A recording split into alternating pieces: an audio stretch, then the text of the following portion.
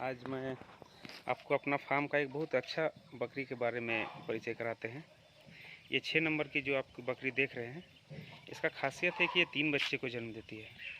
ये पिछले बार एक्चुअली हमको जहाँ से मंगाए थे उन्होंने भी बोल के दिया था कि ये 3 बच्चे देती है, और मेरे पास भी ये आके 3 बच्चे दी है।